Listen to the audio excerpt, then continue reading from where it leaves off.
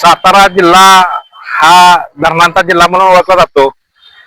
त्यामुळे अतिवृष्टीचा इशारा दिलेला असताना गेली कोयनानगर भागात गेल्या 4 वर्षापासून नवजात कोयनानगर हा रोड आहे, तिथं पाबळ नाला म्हणून एक ओढा आहे.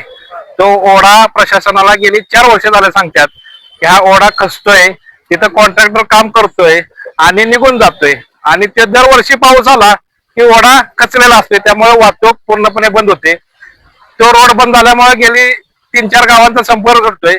तिथं कोणाला दवाखान्यात यायचं म्हणलं तर तो रोड बंद असल्यामुळे येता येत नाही, जाता येत नाही, अशी परिस्थिती आहे. आपत्ती व्यवस्थापन हे नुसतं कागदावर आहे. जिल्हा नियोजनच्या हॉलमध्ये यायचं, आपत्ती व्यवस्थापनाच्या बैठका घ्यायच्या, प्रशिक्षण द्यायचं, परंतु प्रत्यक्षात फील्डमध्ये कोणत्याही प्रकारचा आपत्ती व्यवस्थापन सातारमध्ये सक्षम नाही. मध्येच कोयना जलाशयामध्ये संतोष शेडगे नावाचा वनमजूर पडला होता जलाशयामध्ये.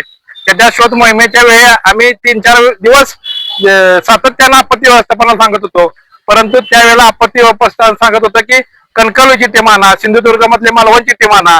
मग सातारच्या व्यवस्थापनाकडे नक्की पैसा मुरतोय कुठं?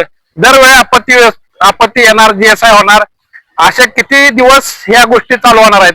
सातारा जिल्ह्यात आपत्ती व्यवस्थापनाचा पैसा हा भ्रष्टाचारात मुरतोय का? जे रस्ते केलेत जात्यात तो खचला जातोय. कराड कोयनानगर जो रस्ता आहे तो खचला गेलाय. त्यामध्ये लोकांच्या चर्चा आहे की ठेकेदाराकडून पैसे जास्त घेतले आहेत, त्यामुळं रस्ता ठेकेदाराने लावलं जाव टिमकी बजाव असा केलेला आहे. याचा शोध घेतला पाहिजे, त्रयस्थ यंत्रणेमार्फत त्याची चौकशी केली पाहिजे. आणि सातारा जिल्हा आपत्ती व्यवस्थापन इथं एसीत बसून, खुर्चीत बसून जे व्यवस्थापन करत आहे त्यांनी ग्राउंडला जाऊन व्यवस्थापन करावं. कुंभरळी सारखं गाव आहे, तिथले लोक जिल्हाधिकाऱ्यांना 4-5 वेळा भेटलेले आहेत. ते पुनर्वसन करा म्हणून सांगतात, पण त्यांचं पुनर्वसन अद्यापपर्यंत केलेलं नाही. मात्र दरवर्षी भूस्खलन झालं की तिथं जाऊन सांगतात लोकांना की तुम्ही खाली शिफ्ट व्हा. हे गेली 4 वर्ष खेळ चालू आहे. ह्याबाबत ठोस भूमिका त्या प्रशासनाने घेतली पाहिजे आणि त्या लोकांच्या सुरक्षेच्या दृष्टीनं जे काय उपाययोजना आहेत त्या कागदावर न राहता प्रत्यक्षात केल्या पाहिजेत, अशी आमची मागणी आहे. आणि आपत्ती व्यवस्थापन नक्की खर्च झाला 4 वर्षाचं, ह्याचं महाराष्ट्र शासनानं स्ट्रक्चर ऑडिट केलं पाहिजे, त्याची चौकशी लावली पाहिजे. कारण की आपत्तीच्या काळात प्रचंड सातारात हानी होती. वाईमध्ये जोरजांभळी सुद्धा भूस्खलन म्हणून जाहीर झालेला आहे. त्या जोरजांभळीच्या पुनर्वसनाचा प्रश्न काय झाला, त्याबाबत अजून काय पूर्ण गावाला पाण्याने वेढा दिलेला आहे, त्याबाबत उपाययोजना नाहीत. एक व्हिडिओ सोशल मीडियाच्या माध्यमातून बातमीत आला, त्यावेळेला तहसीलदार तिथं पाणी करता गेले होते, परंतु तहसीलदार सुद्धा त्या ठिकाणी थोडक्यात वाचलेले आहेत. ते बुडता वाता वाचलेले आहेत.